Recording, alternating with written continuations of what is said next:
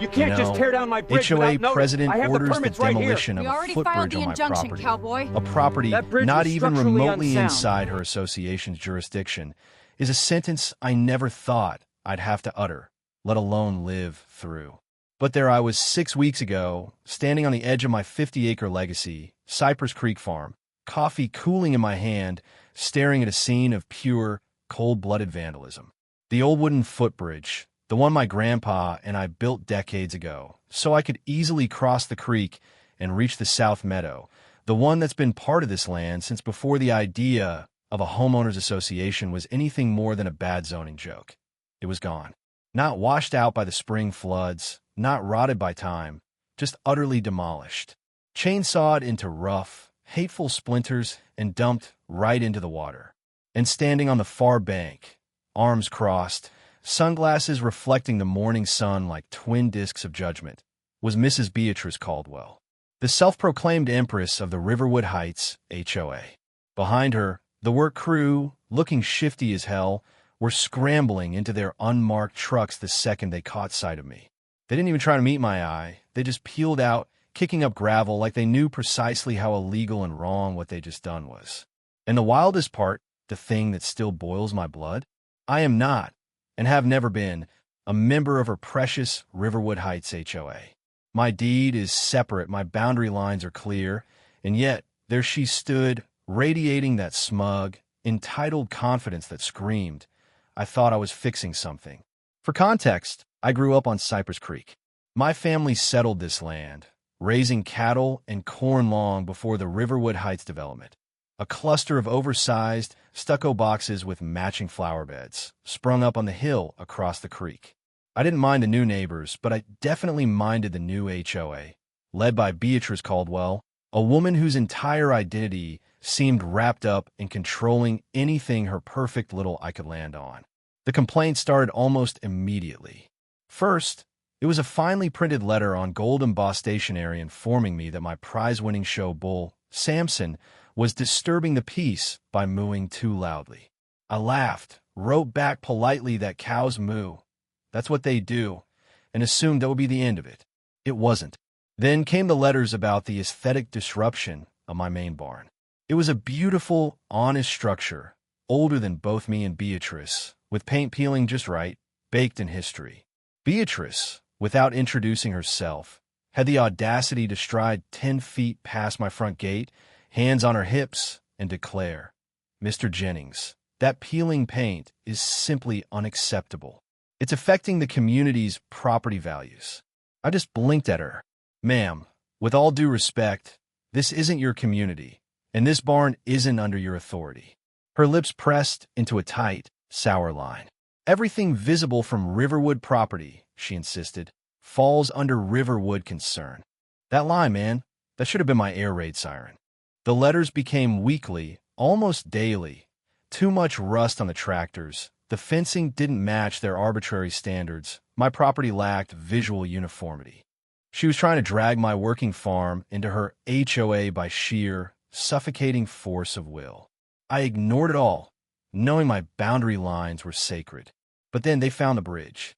It was rustic, built from rough timber, a weekend project with my grandfather before he passed. To me, it was a treasured memory. To Beatrice, it was an unsightly structure posing a severe safety hazard and disrupting the premium ambience. Her words, not mine. I remember the day she walked right up to the edge of the creek, dressed in a sharp, blinding white suit, and just stared at it like it had personally offended her pedigree. This structure must be removed, Mr. Jennings, she commanded. I actually chuckled. Mrs. Caldwell, this bridge is staying. She narrowed her eyes. This is not a suggestion. It's a directive from the Riverwood Board. I shot back.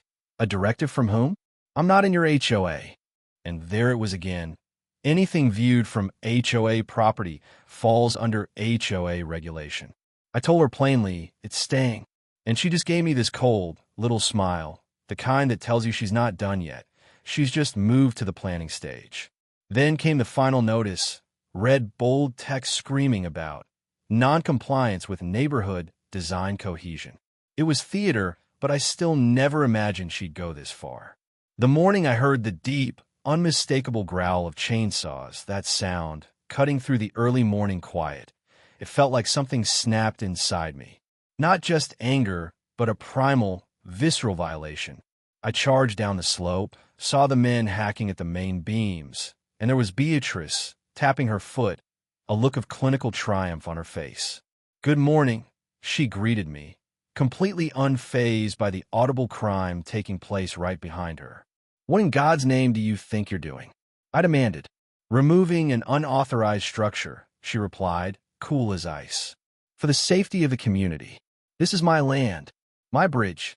You're trespassing, and you're destroying private property." I was shouting now. "It was visible from HOA property," she repeated, shrugging, "so it fell under our standards." I pulled out my phone. "I'm calling Sheriff Brody." The word sheriff was all it took. The workers dropped their saws like hot coals, snatched their tools, and tore out of there. Beatrice watched them go, then turned back to me with that annoying, confident sigh. "You're making this harder than it needs to be, Mr. Jennings." I stood there, staring at the shattered planks, the memory of my grandpa, and I sitting on those half-finished rails, all of it lying in the muddy water. That was the moment all restraint evaporated. She had crossed the line, and I made a vow right then. I was going to make damn sure she regretted every single splinter. I documented everything. Photos from every angle, fresh sawdust, tire tracks, and a video narrating the entire scene, pointing out where Beatrice had stood. Then I made 2 calls. First, Sheriff Brody's office. Second, my lawyer, a sharp, no-nonsense guy named David Thorne. Karen had a crew trespass and tear down my bridge, I told David. There was a long pause on his end. "Say that again, slowly, Jack," he said. I repeated it, making sure to emphasize, "I have photos, video, witnesses, and I am not, I repeat, not part of their HOA." David chuckled darkly. "That, my friend," he said, "is a very, very important detail." Later that afternoon, Deputy Morse arrived. He whistled when he saw the wreckage. "Looks deliberate." I played him the video of the workers fleeing and Beatrice's voice. "Then they don't have a leg to stand on, Jack," Morris confirmed. "This is criminal damage. We'll file a report." For the first time all day, I felt the knot in my gut loosen. I knew I had a fight on my hands, but now I had the law standing with me. My lawyer, David, drafted the initial demand letter, firm, clear, and demanding $8,000 for replacement and cleanup within 7 days. But I knew Beatrice wouldn't roll over. People like her, whose ego has replaced their moral compass, they don't back down. They reload. Her response arrived the very next morning, unstamped, shoved aggressively into my front gate. It didn't start with "dear" anything. It went straight into hostile territory. "We will not pay you a single cent." She doubled down, calling the bridge an illegal structure and a blight on their architectural harmony. But then she made a crucial mistake, adding the explicit threat. "Any future structures you attempt to build on your property that are visible from the HOA community will be removed without warning." I forwarded it to David before my coffee was cold. His reply: "Excellent. This proves intent and clear overreach." They just handed us half the case. The next productive piece of evidence arrived a few days later. Near the creek, I picked up a small metal contractor badge. I called the company immediately. After some gentle persuasion involving the words trespass and sheriff, the owner cracked. "We were told the HOA owned the land, sir." "We didn't know." "Yes, Mrs. Caldwell hired us. She said it was urgent."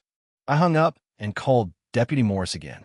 She had lied to a contractor, claiming ownership of my land. That wasn't just petty overreach. That was coordinated fraud. But the real turning point, the one that sealed her fate, came a week later at the Riverwood HOA community meeting. I wasn't invited, of course, but a friend recorded it. Beatrice was up front, waving papers, insisting she'd acted for the good of the community. She called me uncooperative, hostile, and then she said the fatal sentence. She claimed the HOA had full jurisdiction over all land visible from the community. The room erupted. Even some of her own board members exchanged nervous glances. She had exposed herself. Her arrogance had become her downfall. David nearly cackled when he heard the recording. She just publicly admitted to overreach. This is going to be the easiest case of my career. The court summons arrived soon after, not for me, but for the Riverwood Heights HOA. It was time for the showdown.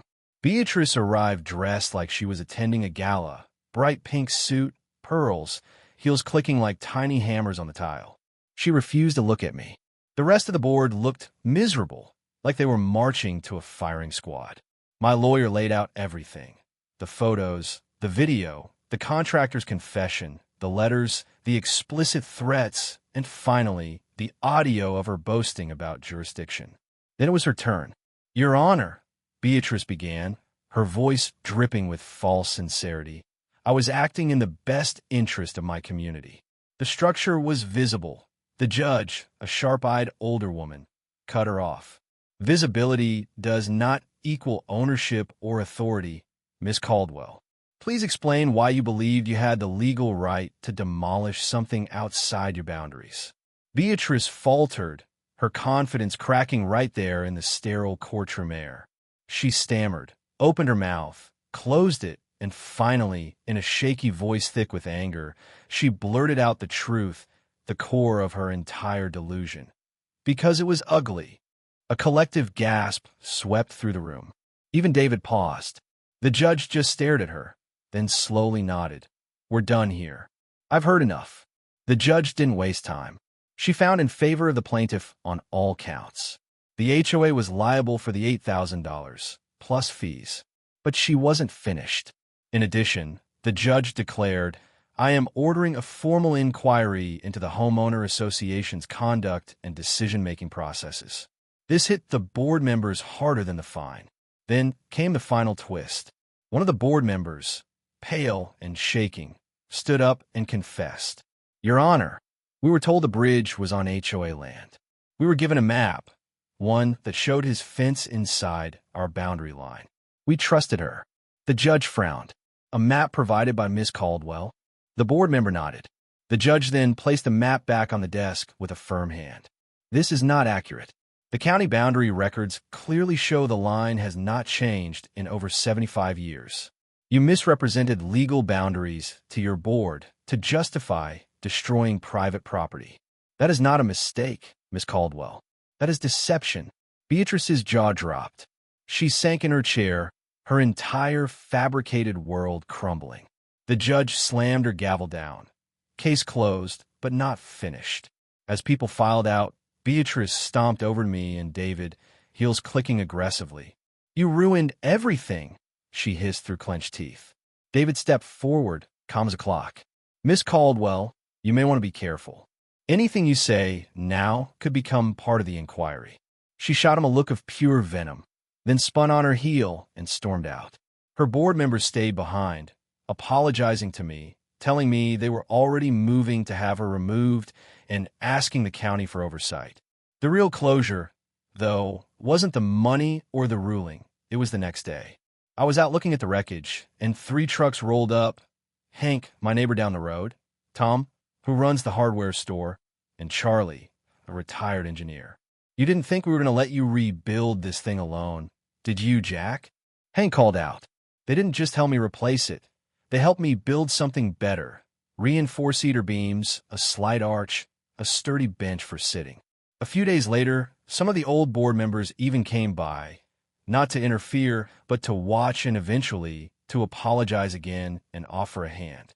Beatrice's final act of calculated destruction accidentally built something she never intended, a stronger community. She set out to erase a memory because she thought it was ugly. But what she created was a monument, a beautiful, solid bridge that stands for resilience, for the power of clear boundary lines, and for the simple truth that real authority, unlike the kind Beatrice craved, can never be dictated by the view from your window. It has to be earned. Now, I'm standing on the finished bridge. It's solid, man, sturdier than any HOA complaint. I want to know, if an entitled HOA president tried to pull something like this on your property, what would be your absolute first move? Would you call the police or go straight to the lawyers? Drop a comment below and tell me your strategy, or share your own HOA horror story. Make sure to like this video and hit subscribe so you don't miss the next time someone mistakes their opinion for the law. We've got more stories of justice coming. And trust me, you won't want to miss the fallout.